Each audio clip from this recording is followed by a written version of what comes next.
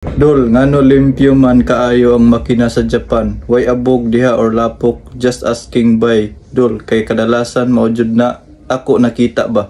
Ayan, so sabi niya, bakit nga ba malinis yung makina or under chassis ng mga sasakyan dito sa Japan? Kasi nga may mga dumadating na surplus sa Pilipinas galing Japan. So dito ko nga rin na-observe mga boss, hindi katulad sa Pilipinas talaga yung mga sasakyan. Ayan, so akala ko rin noon, palagi siguro sila nagpa-power wash, under wash. Yan yung nasa isip ko nung una, di ba? Siguro nasa isip nyo rin yan. So comment down below. At saka sasabihin ko sa inyo ang rason mga boss kung bakit ganyan kalinis or hindi man masyadong malinis. Kumbaga hindi talaga tulad sa Pilipinas na maraming mga putik. Although meron naman talagang maruruming mga sasakyan dito, lalo na yung nasa bukid. So hindi talaga maipagkakaila yan. Yung mga truck na galing sa bukid na magiging surplus sa Pilipinas is marami talaga yung dumi. So normal yan dito sa Japan mga boss. Pero yun nga, doon tayo sa majority na bakit nga ba malinis yung mga sasakyan. Yun nga mga boss, ang rason yan is dahil yan ang mga kalsada dito almost nakasimentado na lahat.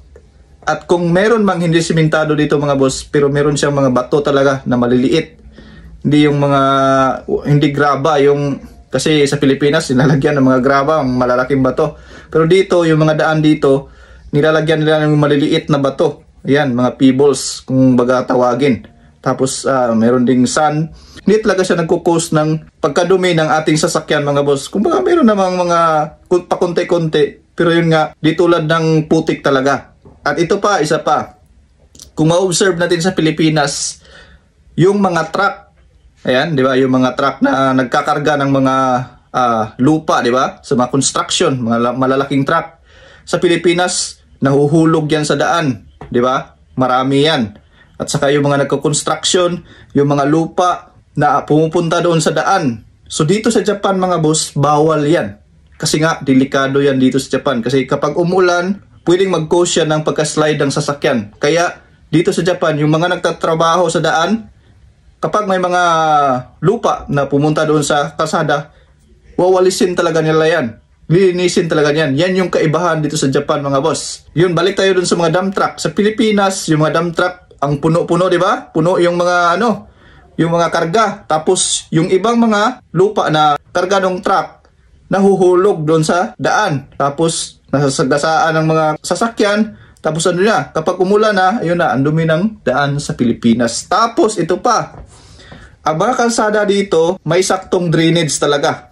Ayan, kapag sinabi natin saktong drainage, may mga kanal sa gilid. So kung baga, yung mga lupa, kapag umuulan, hindi siya pumupunta doon sa kalsada. Kasi sa Pilipinas kasi may landslide pa. Sa Pilipinas din, walang saktong drainage or yung daanan ng tubig. Kaya pumupunta sa kalsada yung putik. Kaya yung mga sasakyan natin, kapag dumaan sa mga kalsada, nadudumihan talaga yung sasakyan natin. Unlike dito sa Japan. Dahil napaka talaga advanced nila, malinis sila when it comes sa daan para safety mga boss. Kaya wag na kayong magtaka na kumpara sa mga sasakyan sa Pilipinas, dito sa Japan is much more na hindi nadudumihan yung mga under chassis or engine ng mga sasakyan. So, yan yung sagot ko sa question ni boss. Huwag kalimutang i-share, mag-follow, subscribe sa ating YouTube channel. Thanks for watching. God bless a lot. See you at the next video!